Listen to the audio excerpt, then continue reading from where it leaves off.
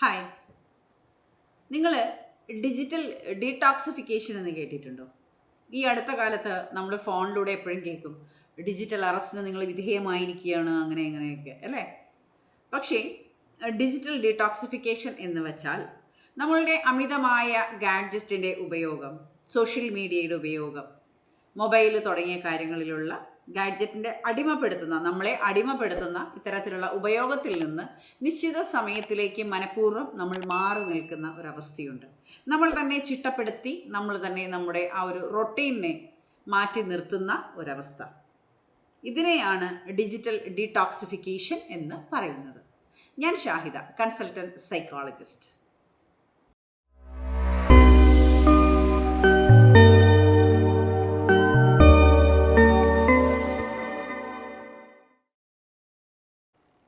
അമിതമായ ഗാഡ്ജറ്റിൻ്റെ ഉപയോഗം, social media ഉപയോഗം കൊണ്ട് നമുക്ക് സംഭവിക്കുന്നൊരവസ്ഥയാണ് ഫിയർ ഓഫ് മിസ്സിങ് ഔട്ട്, ഫോമോ എന്ന് പറഞ്ഞ മാനസികാവസ്ഥ. നമ്മളൊരു മനോഹരമായ ഒരു സിനിമ കണ്ടു, 2.5 മണിക്കൂർ 3 മണിക്കൂർ നീണ്ടു നിന്ന ദൈർഘ്യമുള്ള ഒരു സിനിമ കണ്ടു. നമ്മൾ ഡിസ്കഷൻ നടത്തി. സിനിമയിൽ നമുക്ക് ഇഷ്ടപ്പെട്ടതും അല്ലാത്തതുമായ പല കാര്യങ്ങളെക്കുറിച്ചും, സംഗീതത്തെക്കുറിച്ചും, ക്യാമറ വർക്കിനെ കുറിച്ചും ഒക്കെ നമ്മൾ ഡിസ്കസ് ചെയ്യുന്നു. വളരെ ഹെൽത്തി ഡിസ്കഷൻസ്. പക്ഷേ അതുപോലെയല്ല ഒരു സോഷ്യൽ മീഡിയയിൽ നമ്മൾ അഡിക്റ്റ് ആയാൽ നമുക്ക് കിട്ടുന്ന റിസൾട്ട്. നമ്മുടെ ജീവിതത്തെ തന്നെ മാറ്റിമറിക്കുന്ന രീതിയിലുള്ള മാനസിക വൈകാരിക പ്രശ്നങ്ങൾ നമ്മളിൽ സംഭവിക്കപ്പെടുന്നു. ഓരോ റീൽസിൽ നിന്നും ഓരോ സോഷ്യൽ മീഡിയയിലെ അവയർനെസ്സിലൂടെയും നമ്മൾ പല കാര്യങ്ങളിലൂടെ സഞ്ചരിച്ച് മനസ്സിൽ വ്യക്തമല്ലാത്തൊരവസ്ഥയിലേക്ക് നമ്മൾ കടന്നു വരുന്നു. ദേഷ്യം, വൈരാഗ്യം, അസൂയ, കുശുമ്പ്, സ്വസ്ഥതയില്ലാത്ത അവസ്ഥ, ഉത്കണ്ഠ, ഇതൊക്കെ സോഷ്യൽ മീഡിയയിലെ നമ്മളുടെ സുഹൃത്തുക്കളുടെ റീൽസിലും മറ്റു കാര്യങ്ങളും ഒക്കെ നമ്മളെ സ്വാധീനിക്കുന്നതിൻ്റെ ഫലമായിട്ടാണ് നമുക്ക് ഇത്തരമൊരു മാനസികാവസ്ഥ ഉണ്ടാകുന്നത്. ഇതിൽ നിന്നെല്ലാം മാറി നിൽക്കാനായിട്ട് നമ്മളെ പ്രേരിപ്പിക്കുന്ന ഡിജിറ്റൽ ഡീടോക്സിഫിക്കേഷൻ്റെ ഒരു സാഹചര്യം നമ്മളിൽ ഉടലെടുത്താൽ നമുക്കുണ്ടാകുന്ന ബെനഫിറ്റ്സ് എന്തെല്ലാമെന്ന് നമുക്ക് നോക്കാം. ന്യൂറോ സയൻസിൻ്റെ പഠനം തെളിയിക്കുന്നത് നമ്മുടെ മെമ്മറി ലോസ്, നമുക്കുണ്ടാകുന്ന പ്രൊഡക്ടിവിറ്റിയുടെ കുറവ്, ഇതെല്ലാമാണ് ഇത്തരത്തിലുള്ള സ്ക്രോളിങ്ങിലൂടെ നമുക്ക് കിട്ടുന്ന ഒരു റിസൾട്ട് എന്ന് പറയുന്നുണ്ട്. ഇത് നമ്മൾ മനസ്സിലാക്കി കഴിഞ്ഞാൽ നമ്മളിതിനെ മാറ്റി നിർത്തുന്ന, അല്ലെങ്കിൽ ഇത്രയും നേരം ഞാൻ സോഷ്യൽ മീഡിയ ഉപയോഗിക്കില്ല, ഇത്രയും നേരത്തേക്ക് ഞാൻ ഗാഡ്ജറ്റ്സ് ഉപയോഗിക്കില്ല, ഒരു ടൈം ടേബിൾ നിശ്ചയിക്കുക. എൻ്റെ ജീവിതം എന്ന് പറയുന്ന ഈ 24 അവേഴ്സിൽ നമ്മൾ 3 പാർട്ടായിട്ട് തിരിച്ചുകൊണ്ട് നമ്മൾ നമ്മുടെ ഓരോ പ്രവൃത്തിയും ചെയ്യുമ്പോൾ അതിലൂടെ നമുക്ക് കിട്ടുന്ന സമയത്തിൽ ഒരു ദിവസത്തെ നമ്മൾ 3 തരം തിരിച്ചാൽ productive life, personal life, rest life എന്നിങ്ങനെ 3 തരംതിരിക്കാൻ പറ്റും. നമ്മൾക്ക് പ്രൊഡക്റ്റീവ് ലൈഫിലും പേഴ്സണൽ ലൈഫിൻ്റെയും കാര്യക്ഷമമായ പ്രവൃത്തിയാണ് റെസ്റ്റ് ലൈഫിലെ സുഗമമായ ഉറക്കവും സ്വസ്ഥമായ പിറ്റേ ദിവസത്തേക്കുള്ള കാൽവെപ്പും നമുക്ക് തുടരാനായിട്ട് സാധിക്കുകയുള്ളൂ.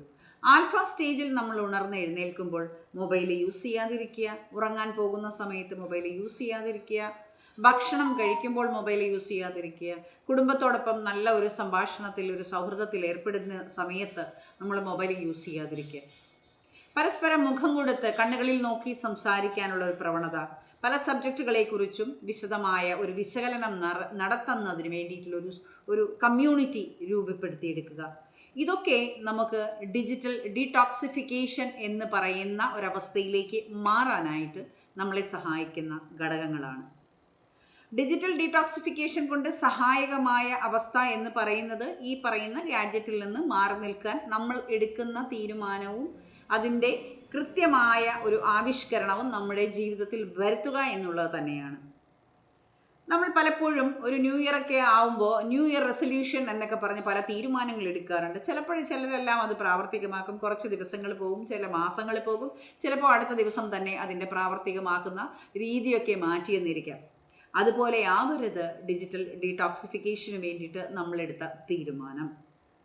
കാരണം ഇത് നമ്മുടെ ജീവിതത്തിൻ്റെ വിഷയമാണ്. ജീവിതത്തെ ഏത് രീതിയിലാണ് മുന്നോട്ട് നയിക്കേണ്ടത് എന്നുള്ളത് നമ്മുടെ മാത്രം ഉത്തരവാദിത്തമാണ്. കൂട്ടുത്തരവാദിത്തം ഇവിടെയില്ല. ഇവിടെ നമ്മൾ മാത്രം എടുക്കുന്ന ഉത്തരവാദിത്തത്തിൻ്റെ പുറത്തായിരിക്കും നമ്മളുടെ വ്യക്തി ജീവിതത്തിൻ്റെ വിജയവും താളവും മനോഹാരിതയും.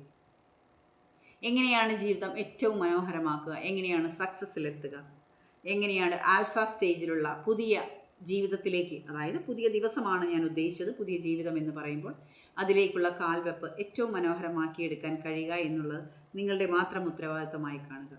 മറ്റൊരു വിഷയവുമായി വരുന്നത് വരെ താങ്ക് യു സോ മച്ച്. ചാനലിൽ വരുന്ന വിഷയങ്ങൾ ഇഷ്ടപ്പെട്ടാൽ ഡു സബ്സ്ക്രൈബ്. ഫ്രണ്ട്സിനും ബന്ധുക്കൾക്കുമൊക്കെ നിങ്ങൾ ഷെയർ ചെയ്ത് കൊടുക്കുക. നിങ്ങൾക്ക് ആവശ്യമുള്ള വിഷയങ്ങളുണ്ടെങ്കിൽ തീർച്ചയായിട്ടും കമൻറ്റ് ബോക്സിൽ മെൻഷൻ ചെയ്ത് നമുക്ക് ആ വിഷയങ്ങളെക്കുറിച്ച് കൂടി വ്യക്തമായൊരു സംസാരം നമ്മുടെ ചാനലിലൂടെ നിങ്ങൾക്ക് പ്രതീക്ഷിക്കാം. Thank you.